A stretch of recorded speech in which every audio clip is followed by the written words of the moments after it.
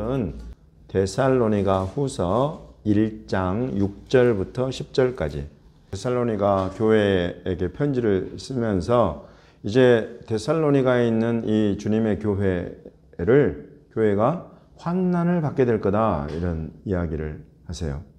너희로 큰 환난을 받게 하는 어떤 자들이 있다. 그래서 주님의 교회가 큰 환난 가운데 들어가게 된다는 그런 이야기를 하면서 예수님 말씀과 실은 거의 흡사한 그런 내용이죠.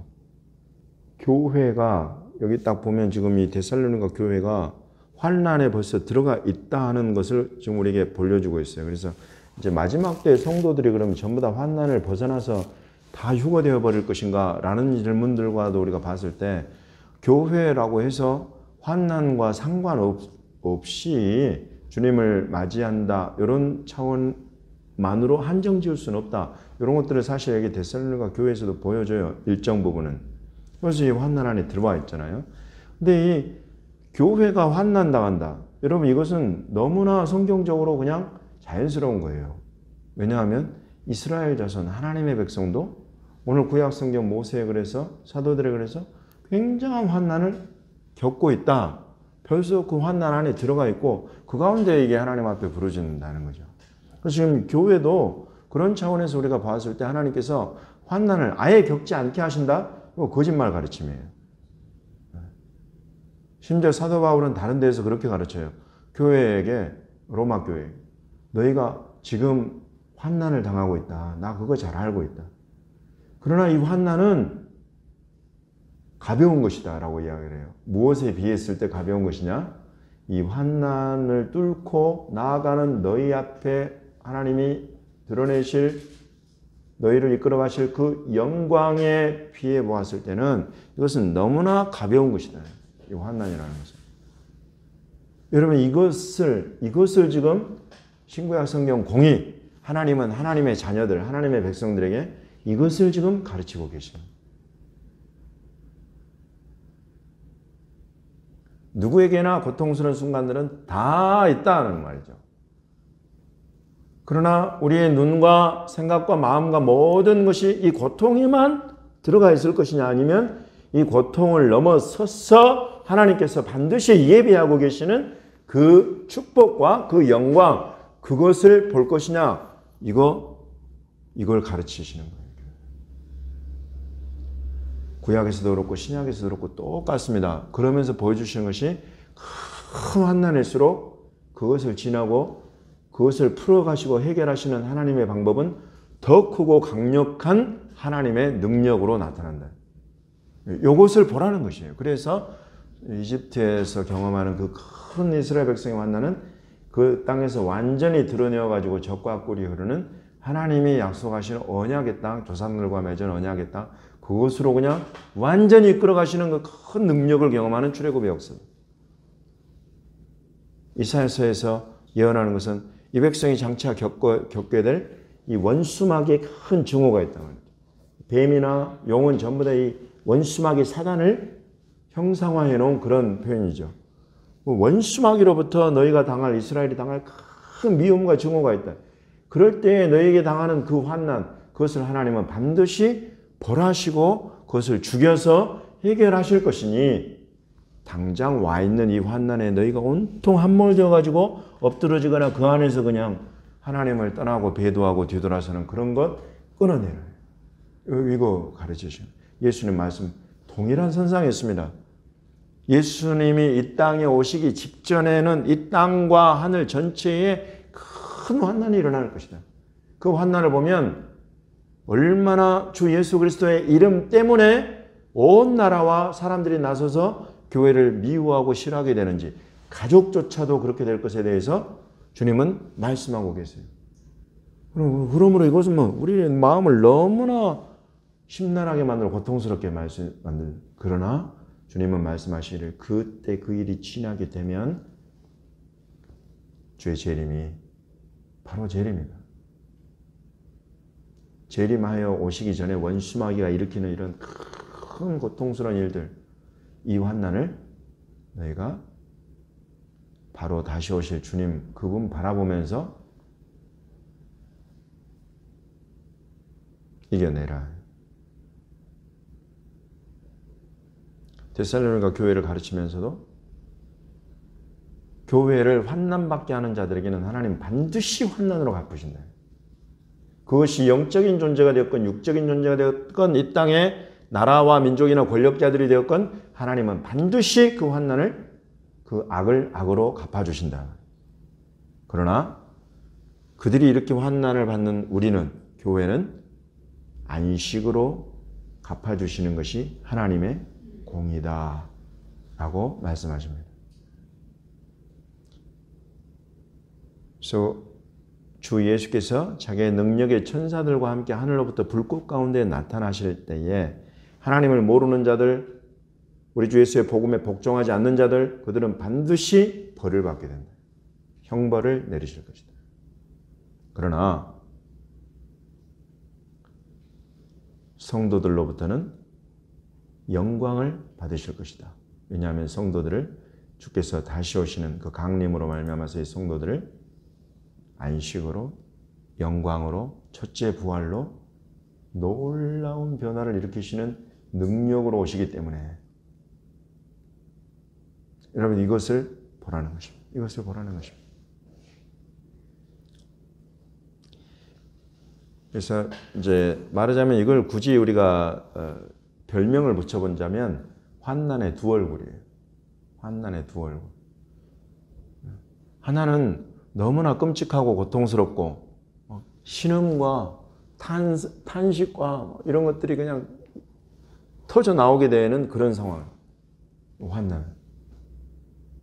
이것의 또 하나의 얼굴은 뭐냐면 하나님의 능력과 권능의 손길을 이것은 끌어와서 마침내 사랑하는 백성들, 사랑하는 성도들을 하나님이 원하시는 그 안전지대, 하나님이 원하시는 그 상태, 하나님 나라의 가령 첫째 부활이라 이런 대로 변화시키는 이스라엘 백성은 출애굽으로서 가나안 땅으로 이끌어가시는 이런 변화를 하나님은 가져오신다. 이런 패턴을 성경이 이걸 보여주고 있습니다. 이것을 우리가 보는 것은 장차 이 온 땅을 덮을 마지막 때의 대환난에 우리가 어떻게 준비할 것인가, 어떤 믿음으로 우리가 이와 같은 것들을 마주할 것인가, 이런 데에 믿음과 지혜를 얻도록 주시는 것이다. 그래서 여러분 이거 참 재미있는 것이 성경에 나타나는 모든 종류의 영적 전쟁과 영적인 증오, 그러니까 원수마귀 사단의 증오는 전부 다 그냥 영적으로만 나타나지가 않고 희한하게 육적인 것과 결부되어서 나타난다. 여기에 희한한 그런 그 용과 뱀의 증오가 결국은 내 주변에 이웃이나 이웃 나라나 또는 가족이나 이런 것들을 통해서 온다. 그래서 이게 여러분 까다롭고 어려운 거예요.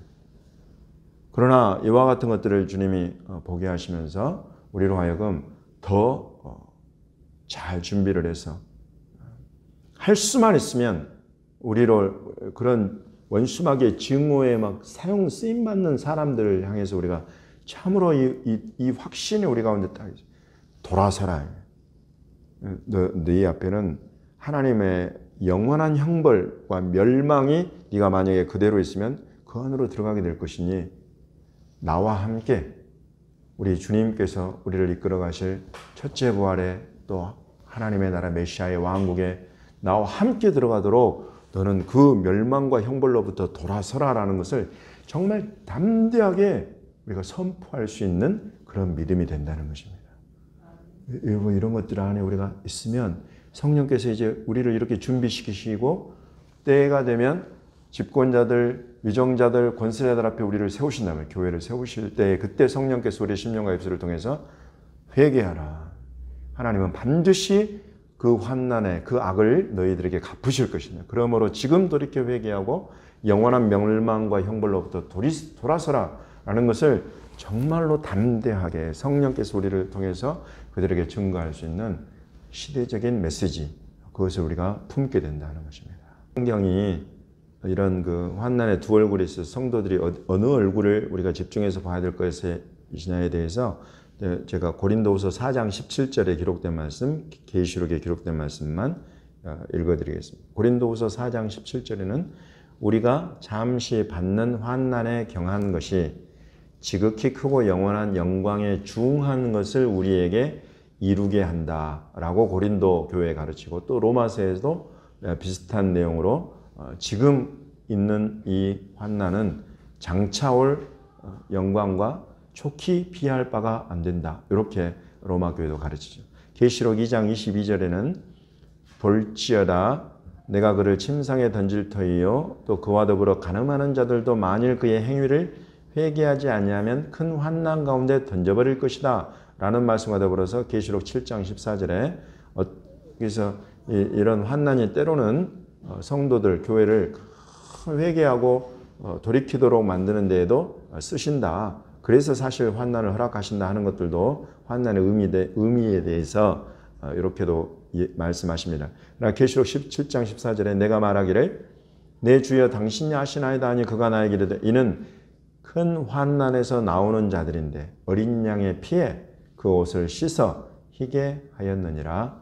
아멘. 그래서 큰 무리가 나오는데 도대체 어디서 오는 자들입니까? 그러니까 큰 환난을 통과하는 자들인다.